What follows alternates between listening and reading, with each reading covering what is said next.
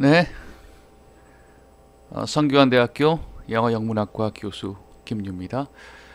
어, 오늘은 클로즈 리딩 세 번째 시간인데요. 오늘은 세뮤얼 베켓의 Waiting for Godot라고 하는 작품을 작품의 대사 한 토막을 같이 읽어나가면서 의미를 곱씹어 보도록 하겠습니다.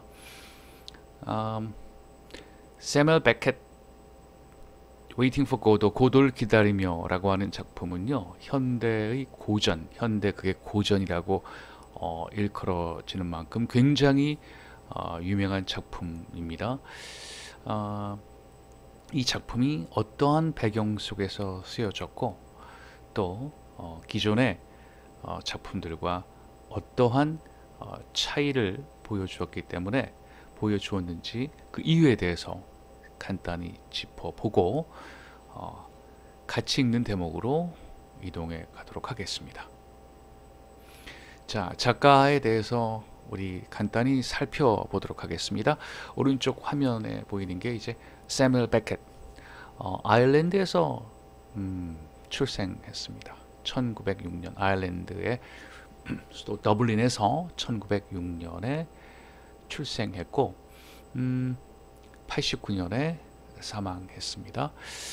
부모는요 프로테스탄트였고 앵글로 아이리시 계통이었습니다.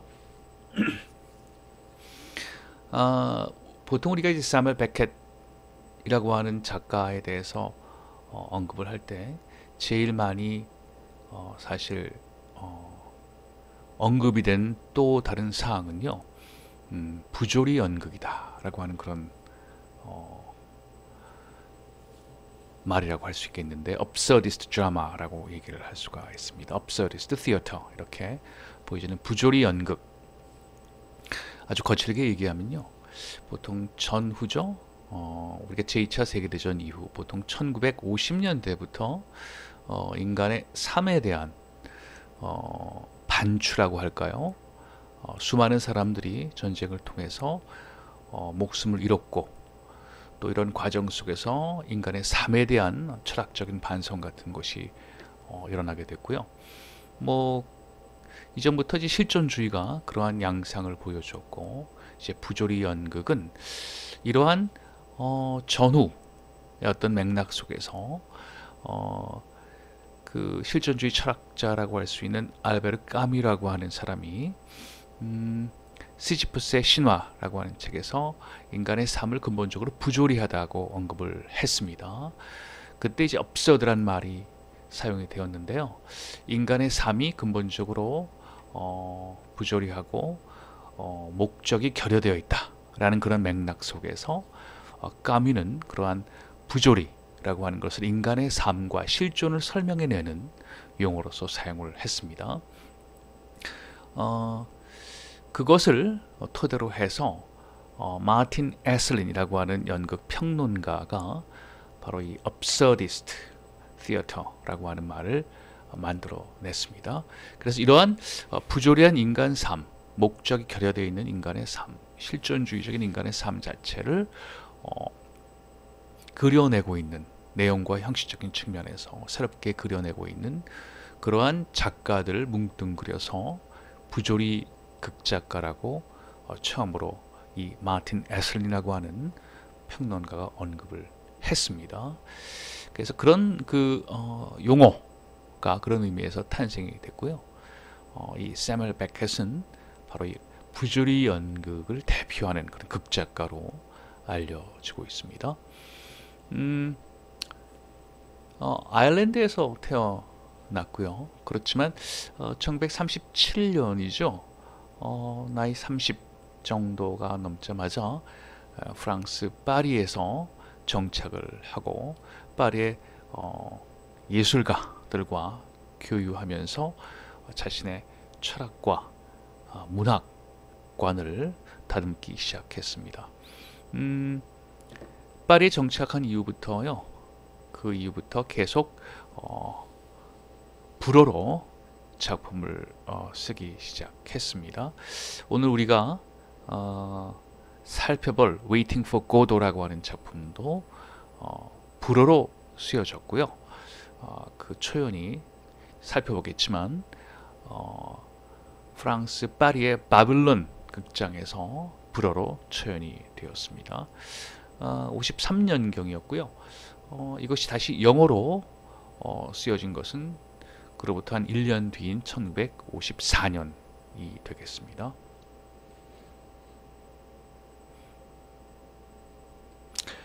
자, 방금 얘기했던 것처럼요, 이 세멀 베켓은요, 인간의 근본적인 조건, 인간이 처해 있는 근본적인 상황에 대해서 그걸 염두에 두고 새로운 방식의 극을 만들어냈습니다. 인간의 상황, 인간의 실존적인 어떤 존재적 상황을 어떻게 이제 표현을 했냐면요, stripped of the accidental circumstances of a social position or historical context.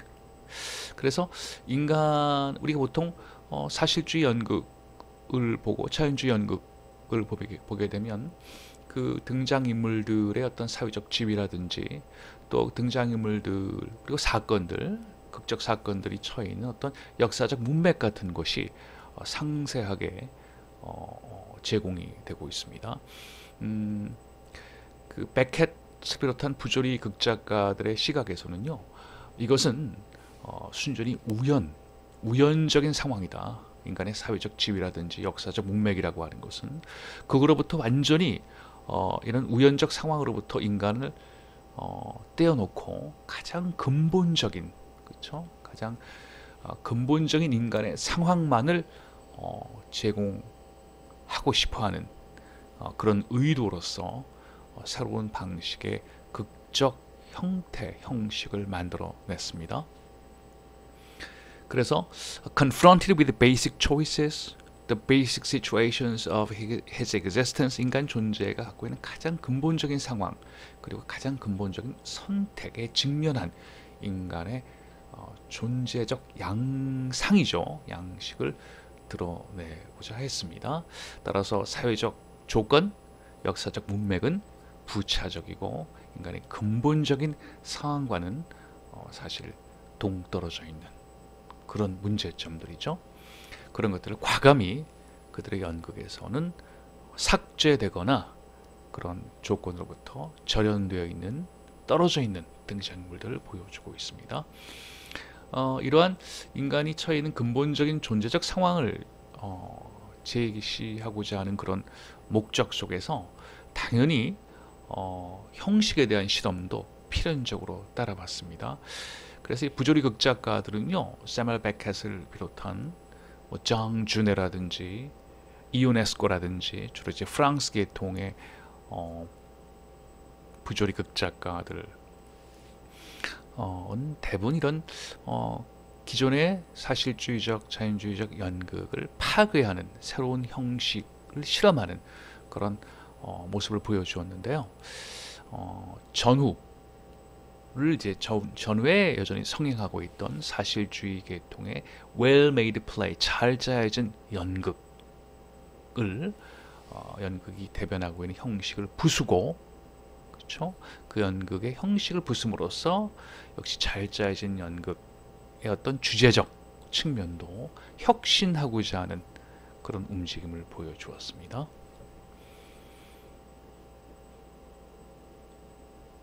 자, Waiting for Godot라고 하는 작품은요, 47년에서 48년경에 이미 이제 프랑스어로 쓰여졌다고 합니다. 그리고 실제로 무대에 올린 것은 53년에 파리에서 바빌론 극장에서 초연이 되었죠. 극이 처음 공연되었을 때 비평가들은 사실 그렇게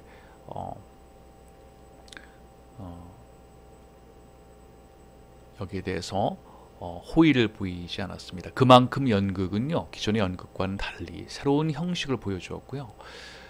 사실 이 연극의 시작과 끝이 뭐 두 개의 막, 그쵸? 두 개의 액트 막으로 이루어진 연극임에도 불구하고요. 사실 1막과 2막 사이에 두드러진 변화는 사실 보이지 않습니다. 여러분 오른쪽 사진에서 보여지는 것처럼 왼쪽에 있는 게 이제 블라드미르라고 하는 불황자, 그리고 오른쪽도 역시 그 친구인 것처럼 보이는 에스트라건이라고 하는 불황자인데요. 이 두 명의 트램프가 잘 알지 못하는, 그쵸? 어딘지 모르는 어떤 길가죠. 길가에서 만나서 이 두 사람이 고도라고 하는 사람을 기다리고 있는 상황, 이 관객에게 보여주고 있습니다. 1막이 끝나고 나서도 1막 끝날 즈음 양치기 소년이 메신저로 등장해서 고도는 오지 않을 거라고 얘기를 하고 있죠.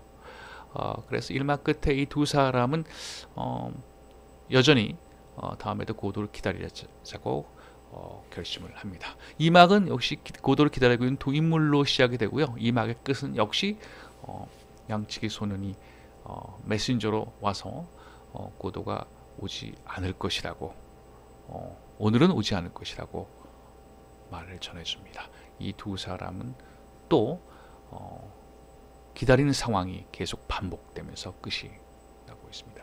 하나의 원형적 구조죠. 기존의 플롯, 그쵸? 사건이 일어나서 발전하고 디벨롭되고 또 여러 가지 컴플리케이션이 등장하고 난 다음에 전개가 되죠. 그리고 하나의 절정에 이르고 난 다음에 해소된 전형적인 플롯을 깨버리는 동일한 사건 반복되는 원형 구조로 되어 있습니다. 인간의 삶을 바로 이런 구조적인 양상 속에서 인간의 삶이 반영되고 있다고 볼 수가 있겠습니다. 그렇지만 초연되었을 때 비평가들은요, 기존의 연극적 양식과 주제에 친숙했던 비평가들은 이 연극이 주는 메시지에 대해서 이해하지 못하거나 혹평하는 그런 비평가들이 있었습니다. 이보 브라운이라고 하는 비평가는요, No satisfaction in the mornings of the mentally deficient, 이 두 명의 불황자들이 하는 행동을 이해하지 못했기 때문에 이걸 정신적으로 문제가 있는 정신 박약자라고 얘기를 하고 있습니다. 이 두 사람이 짓거려대는 mornings, 신음소리 같은 것을 전혀 이해하지 못하겠다.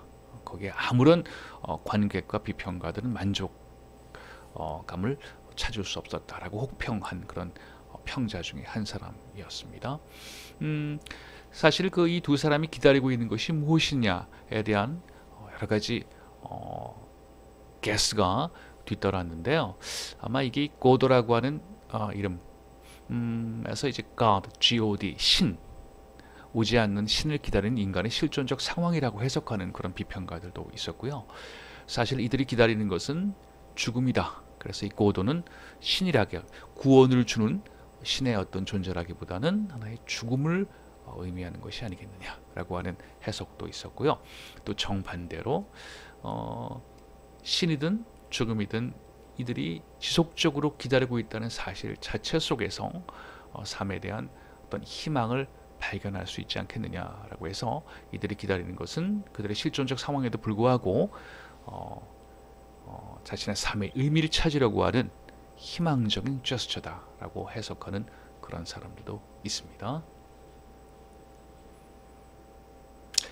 그래서 이 연극의 전형적인, 이 드라마의 연극의 전형적인 하나의 메타포, 은유는요, 모티브죠. 지속적인 주제적 어떤 양상은 이 두 인물이 지금 보여주는 것과 같은 기다림입니다. 결코 끝이 나지 않는 반복적인 기다림이죠. 이런 그 기다림 속에서 이 두 사람은요, 시간의 무한한 흐름, 그리고 아무것도 사실상 변화시키지 않는 시간의 지루한 어떤 흐름 같은 것을 실질적으로 이 두 인물이 체득하게 되고요. 동시에 1막과 2막은 아무런 변화가 없는 듯이 보이지만 이 두 사람이 만나는 또 다른 한 쌍의 인물, 포우조와 럭키라고 하는 인물인데요. 이 인물이 1막에서의 모습과 2막에서의 모습은 아주 다릅니다. 불과 하루가 지난 것 같은 그런 모습이지만 이 두 인물이 처해 있는 상황은 시간의 폭력적인 변화를 또한 암시해주는 그런 장면이기도 합니다. 정리해서 얘기를 하자면요, 시간은 객관적인 시간이 존재하기보다는 주관적인 존재로서 남아 있습니다. 시간은 흐르지 않는 것처럼 보이다가도 어느 순간에 갑작스러운 변화, 우리가 이해할 수 없는 변화, 폭력적인 변화를 일으키는 그런 모습을 보여주기도 합니다.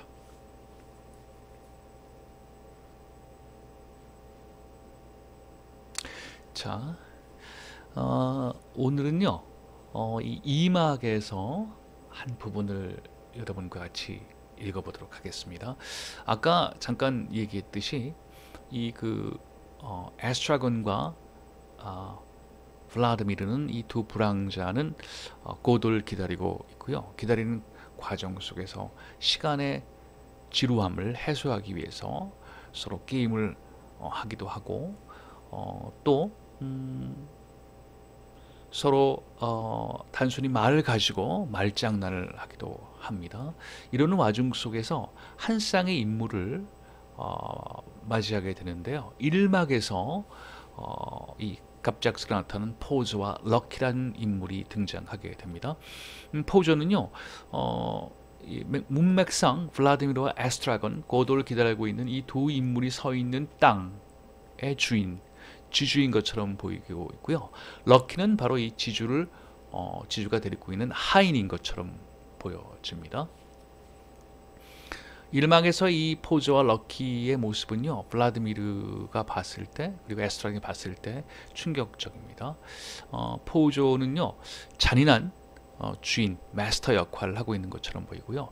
줄의 맨채 럭키를 끌고 다니는 모습이 그의 폭력성과 어떤 폭력적 권위를 제시해주고 있는 것처럼 보입니다. 럭키는요, 이 포저에 매여 있습니다. 그리고 럭키는 포저가 사실 지시하는 모든 행위를 할 수밖에 없는 그런 상황에 처해 있습니다. 이 둘 간의 관계는요, 지배와 복종의 관계처럼 보입니다. 하지만 포저는요, 럭키를 지배하는 것 이상으로 둘 간에 매여 있는 둘 간의 줄이 보여주는 것처럼 포저는 럭키를 지배하는 이상으로 럭키에게 오히려 또 복종되어 있고 종속되어 있는 듯한 RNA를 보여주고 있습니다. 자, 이 두 인물을 맞이한 1막에서 맞이한 블라디미르와 에스트라곤은 두 인물에 대해 흥미를 갖고 있습니다. 그리고 이들을 떠내보고 나간 뒤에 또 자기들의 게임에 몰두하고 있습니다. 자, 양측의 손으로부터 1막 말미에 오늘은 고도가 오지 않을 것이다 라고 얘기를 듣고 실망하지만 역시 그 자리를 떠나지 않고 내일 와서 다시 기다릴 것을 약속합니다. 2막이 시작이 되었죠. 2막에서도 역시 똑같은 양상이 반복이 됩니다. 인간의 실존적 상황, 부조리한 상황이 바로 이런 끊임없는 기다림이라고 하는 그러한 목적의식이 결여되어 있고 목적이 성취되지 않는 기다림의 연속이라고 하는, 좌절의 연속이라고 하는 그런 모습을 보여주는 그런 양상이 지속이 되고 있습니다. 그렇게 하는 와중에서 포저와 럭키를 다시 한번 보게 됩니다. 바로 그 장면인데요. 블라디미르는 충격을 받습니다. 불과 하루가 지난 것 같은데요. 이 포저와 럭키의 모습이 너무나 다르게 변모되어 있습니다. 바로 전날 만났던 것처럼 보이는 포저는요, 이제 눈이 멀어 있습니다. 그렇죠? 그리고 럭키는요, 바로 그 전날에 아주 아름다운, 의미는 알지 못하지만 그러한 언어를 끊임없이 아름답지만 혼란스러운 말들의 향연, 잔치를 벌였던 그러한 장광소리죠. 끊임없는 장광소를 누워왔던 럭키가 목소리를 잃어버렸다는 사실에 충격을 받습니다. 자, 이렇게 변한 포저와 럭키의 모습에 충격을 받은 블라디미르가 끊임없이 포저에게 무슨 일이 일어났는지 물어보고 있습니다. 그 시간 동안에 무슨 일이 벌어졌는지 포조와 럭키가 변화한 그 이유에 대해서 끊임없이 물어보자 포조가 화를 내면서 대꾸하는 모습입니다. 한번 읽어볼까요? 포조, suddenly furious. 갑자기 분노하면서 자, 블라디미르에게 얘기하는 거겠죠? Have you not done tormenting me with your accursed time? 너의 저주받은 시간을 가지고 나 좀 제발 괴롭히지 않았으면 좋겠어. 제발 괴롭히지 마. 이렇게 얘기를 하고 있습니다. It's abominable. 끔찍하단 말이야. 네가 그러는 거 끔찍해. 제발 왜 이렇게 언제 이런 일이 벌어졌는지 나한테 물어보지 마. 이렇게 포조가 화를 냅니다. When? 언제냐고? One day. 어느 날. Is that not enough for you? One day like any other day. One day he went dumb. One day I went blind. 계속 이렇게 얘기하고 있죠. 그거면 충분하지 않아? 어느 날 이렇게 됐다고. 그 말 한마디면 충분하지 않냔 말이야. One day like any other day. 그쵸? 어떤 다른 날처럼 어느 순간 어느 한 날에 어느 날 갑자기 he went dumb. 럭키를 얘기하는 거겠죠? 럭키는 말을 못하게 됐고 One day I went blind. 난 눈을 멀게 됐단 말이지. One day we'll go deaf. One day 어느 날 우리는 갑작스럽게 귀머거리가 되겠지. One day we were born. 어느 날 우리는 갑자기 태어났고 One day we shall die. 어느 날 우리 갑자기 죽을 거야. The same day, the same second. 바로 그날, 바로 그 순간. Is that not enough for you? 이게 너한테 이런 설명 충분하지 않아? 이거면 되지 않아? 자, 이렇게 얘기를 하다가 화를 내고 있다가 이제 조금 안정을 찾죠. 그리고 얘기하고 있습니다. They give birth astride of a grave. The light gleams an instant. Then it's night once more. 자, 굉장히 시적인 표현이죠. 그러나 포조가 시간에 대해서 갖고 있는 이런 분노, 어떻게 보면 정의감을 드러낼 수 있는 그러한 이유를 제공해 주고 있습니다. 때에는 사람들을 얘기하고 있습니다. 사람들은요, 자, give birth astride of a grave. 무덤에 걸터 앉아서 태어납니다. 출산합니다. 재미있는 거죠. 출산하는 바로 그 장소가, 우리가 생명을 얻는 장소가 바로 뭔가요? grave입니다. 무덤입니다. 그러니까 태어나서 많은 시간을 우리가 지내는 것처럼 보이고 결국은 시간이 되면 우리가 죽음을 맞이하게 되는 그 시간을 폭력적으로 압축하면요, 먼 시간적 어떤 상황 속에서 인간의 삶을 들여다보면 일순간이죠. 태어나자마자 곧 죽는 겁니다. 하루살이의 삶을 우리가 상상을 한번 해볼까요?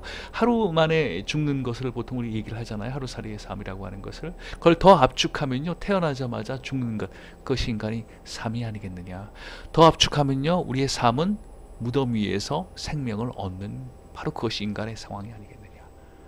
태어나는 그 장소가 곧 무덤이 되는 거니까요. 그렇게 시간이 압축됩니다. The light gleams an instant. 불빛, 우리의 생명의 불빛이겠죠. 잠깐 반짝이다가 꺼지죠. 그것이 우리의 생명입니다. 아침 이 오듯이 밝아졌다가 곧바로 It's night once again. 밤이 되는. They give birth astride of a grave. 엄청난 하나의 충격적인 하나의 이미지죠. 여러분 앞에 아마 그 이미지라고 하는 것은 시각적 이미지로서 지금 보여질 겁니다. 무덤이 보이고요. 무덤에서 아이가 출산하고 또 빛이 반짝였다가 곧바로 어둠이 되는 시각적 이미지 속에서 인간의 삶에 대한, 그리고 시간에 대한 포조의 적이감이 드러나고 있습니다. 그리고 he jerked the rope. 자기가 끌고 다니는 럭키죠. 럭키의 목에 매어 있는 줄을 잡아당깁니다. on, 자, 가자는 얘기죠. 그리고 포즈와 럭키는 무대를 퇴장합니다. 블라디미르는요, 무대 끝까지 가서 그들을 바라보고 있습니다. 배웅하고 있죠. 넘어지는 소리가 납니다. 블라디미르가 그 넘어지는 제스처를 흉내내고 있죠. 뭐를 우리한테 보여주냐면요, 이 두 포즈와 럭키가 넘어졌다. 길 가다가 장님과 벙어리가 된 포즈와 럭키의 서투른 모습이 보여지고 있습니다. 침묵이 흐르고요. 블라디미르는 에스트라곤에게 다시 다가갑니다. 에스트라곤을 잠깐 쳐다보고 있죠. 그리고 깨웁니다. 이 일이 벌어지고 있는 상황, 블라디미르는 시간에 대한 호기심, 그 호기심이 포조의 시간에 대한 적대감으로 이어지고 있고요. 그 모든 순간이 진행되는 순간 그의 동료, 블라디미르의 동료인 에스트라곤은 역시 자고 있습니다. 자, 이 구문은요, 뭘 의미하고 있습니까? 글쎄요, 이 Waiting for Godot에서의 시간이 이런 식으로 흐르지 않는 동일한 반복된 아무런 의미가 없는 빈 제스처인 것처럼 보이다가 그것이 쌓이는 순간순간인 것처럼 보이다 갑작스럽게 눈앞에 닥쳐오는 죽음의 존재, 시간의 변화. 포조는 이것을 적개심과 함께 바로 설명을 하고 있습니다. 그 설명하는 대상은 블라디미르지만요, 이 연극을 바라보고 있는 관객들 또한 시간의 급작스러운 변화와 무변화, 변화하지 않은 정막, 지루함을 동시에 폭력적으로 느낄 수 있게 됩니다. Waiting for Godot는요, 시간을 다루는 드라마입니다. 시간을 관객들로 하여금 직접적으로 체험하고 느끼게 만드는 드라마입니다. 포조와 럭키의 변화는 바로 이런 폭력적 시간의 상황을 관객들에게 실감나게 전달해 주고 있습니다. 자, 오늘은요, Waiting for Godot의 한 장면을 여러분과 같이 클로즈 리딩 했습니다. 오늘 여기서 마치겠습니다.